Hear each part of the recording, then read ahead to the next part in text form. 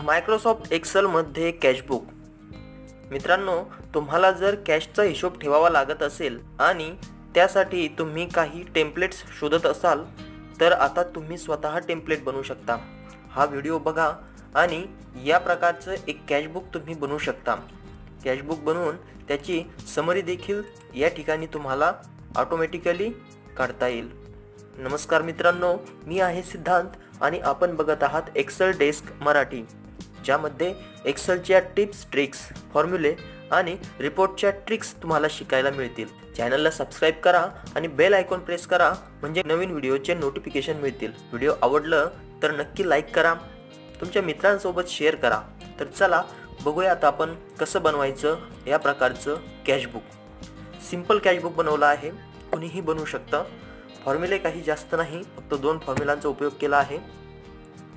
तर असं कॅशबुक बनवण्यासाठी मी एक नवीन शीट ओपन केली आहे. तुम्हाला दिसण्यासाठी मी थोडंसं झूम करतो.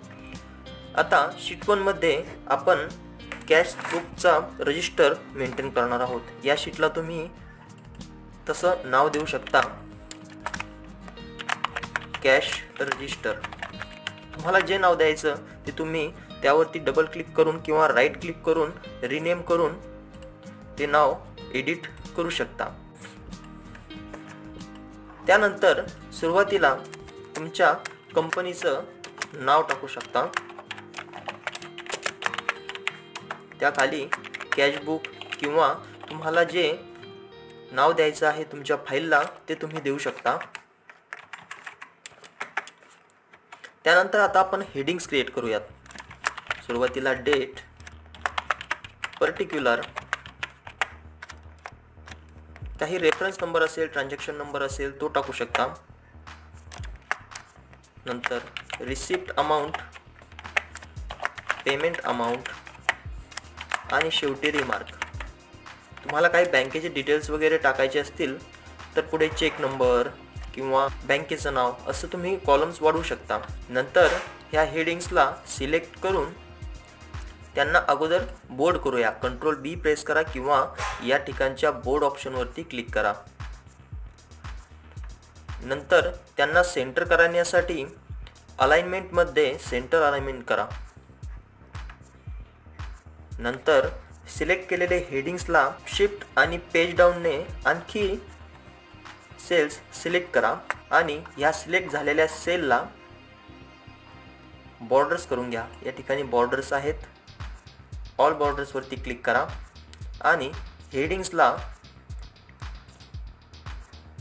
थिक आउटसाइड बॉर्डर्स करा, म्हणजे हेडिंग्स पटकन ओळखू येतील. त्याला तुम्ही बॅकग्राऊंडला कलर देखील करू शकता. एक सिंपल कलर द्या आणि आता आपण कॉलमची विड्थ ॲडजस्ट करूयात. या ए कॉलमसाठी छोटीशी विड्थ करा. ए आणि बीच्या मध्ये किंवा बी आणि सीच्या मध्ये, 2 कॉलमच्या मध्ये असं प्लसचं साईन आल्यानंतर माऊसने तुम्ही ड्रॅग करून कॉलमची विड्थ कमी जास्त करू शकता. टेबल डिझाईन करणे अगदी सोपे आहे, पण तरीही तुम्हाला शिकायचं असेल तर यावरती आपण एक व्हिडिओ बनवला आहे. डिस्क्रिप्शनमध्ये जाऊन त्याची लिंक तुम्ही क्लिक करून तो संपूर्ण व्हिडिओ बघा. टेबल डिझाईन कसा करायचा ते त्यामध्ये संपूर्ण सांगितलं आहे. नंतर रिसिप्ट, पेमेंट आणि रिमार्कला मोठे कॉलम्स घ्या.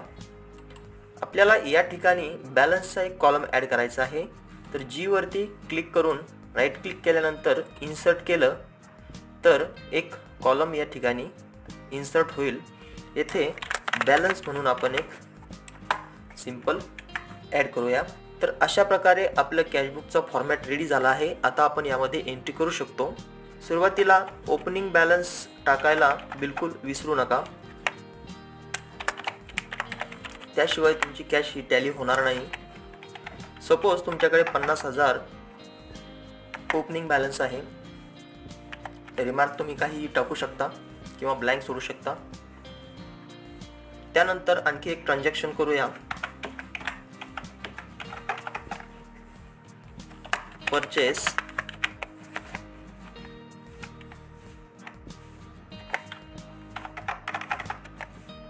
रेफरन्सचे डिटेल्स तुम्ही या ठिकाणी रेफरन्स नंबर किंवा रिमार्क टाकू शकता.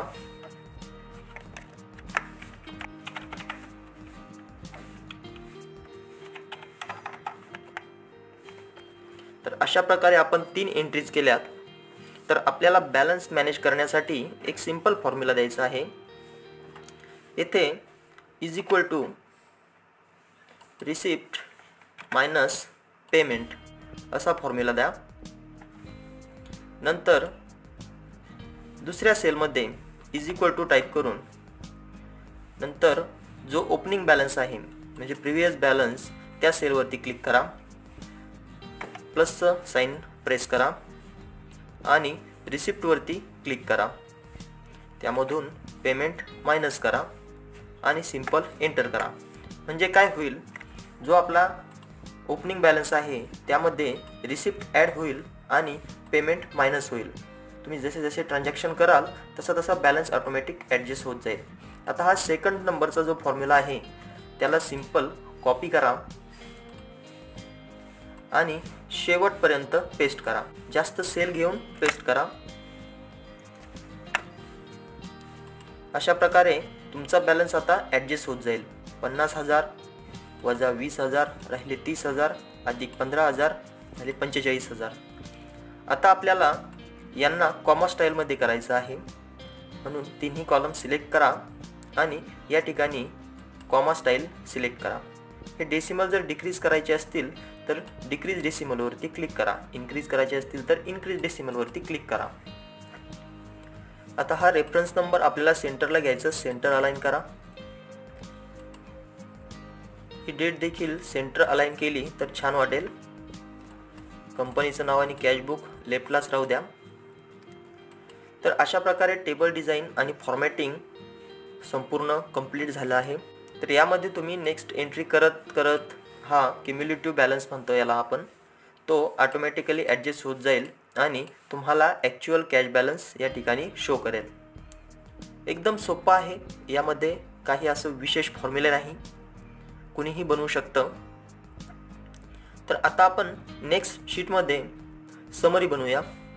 तर मी एक नवीन शीट क्रिएट करत आहे आणि या ठिकाणी नाव देऊया आपण समरी. झूम करूयात. आता पुन्हा हे जे हेडिंग्स आहे हे याला कॉपी करूयात आणि येथे सिंपली पेस्ट करूया. येथे कॅशबुक समरी असं नाव देऊ. हेडिंग्स क्रिएट करा.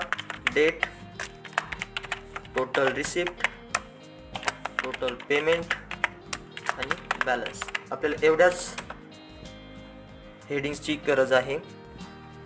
पुन्हा सिलेक्ट करून बोल्ड करा, कलर द्या आणि आणखी पुढे घेण्यासाठी आणखी एरिया सिलेक्ट करून ऑल बॉर्डर्सवरती क्लिक करा. यांचं सेंटर अलाइन करा. कॉलमची विड्थ ॲडजस्ट करा.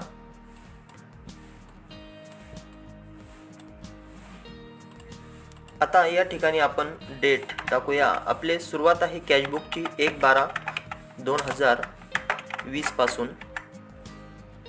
याला सेंटर करा आणि आता पुढच्या डेट्स ऑटोमॅटिकली घेण्यासाठी या सेलवरती क्लिक करून येथे प्लसचं साइन आल्यानंतर माऊसने ड्रॅग करून घ्या. तुम्हाला हव्या तेवढ्या डेट्स तुम्ही पुढे वाढवू शकता. अशा प्रकारे आता रिसिप्टची टोटल आपल्याला या ठिकाणी कॅशबुकमधून घ्यायची आहे. तर यासाठी फॉर्म्युला वापरायचा आहे आपण सम इफ. सोपा फॉर्म्युला आहे, फक्त 3 स्टेप करायच्या.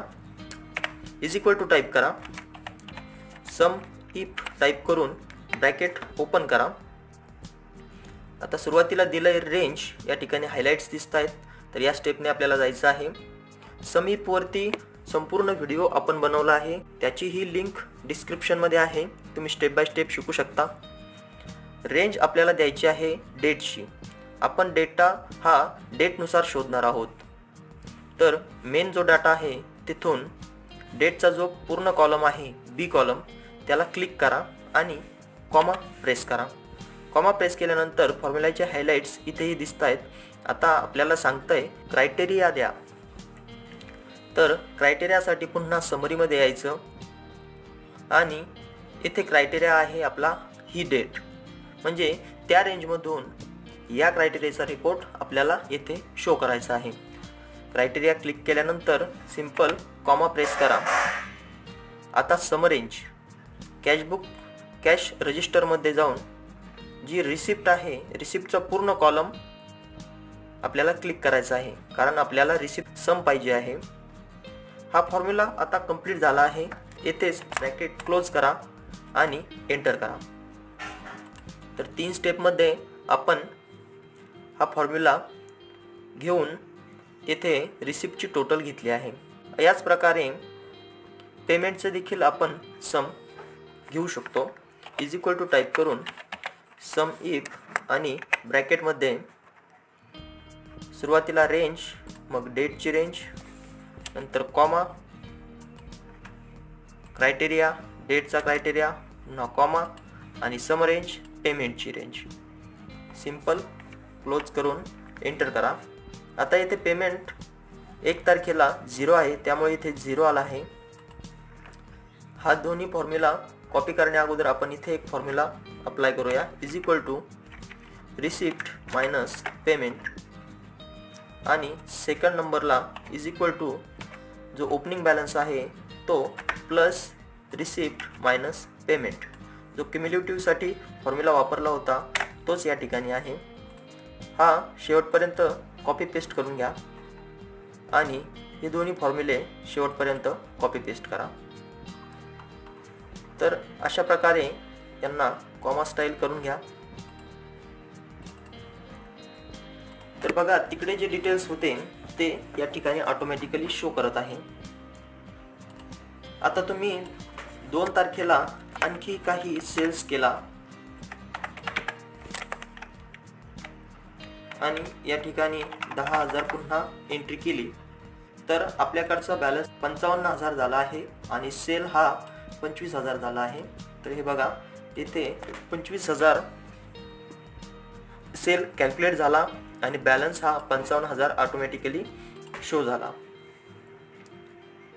तर अशा प्रकारे आता तुम्ही यामध्ये एंट्री करत गेलात तर तुमची समरी ही लाईव्ह अपडेट होत जाईल। पुढे तुम्ही कॅशबुक वाढवल्यानंतर शेवटची सेल कॉपी करून खाली पेस्ट करत जा, म्हणजे तुम्हाला जेवढे पाहिजे तेवढ्या तुम्ही एंट्रीज पुढे वाढवू शकता अशा प्रकारे। तर तुम्हाला हे कॅशबुक कसं वाटलं हे आम्हाला कमेंटमध्ये सांगा। व्हिडिओ जर आवडलं तर लाईक करा आणि नवनवीन फॉर्म्युल्यांसाठी एक्सेल डेस्कला सबस्क्राईब करायला विसरू नका। भेटूयात पुढच्या व्हिडिओमध्ये। तोपर्यंत नमस्कार आणि धन्यवाद।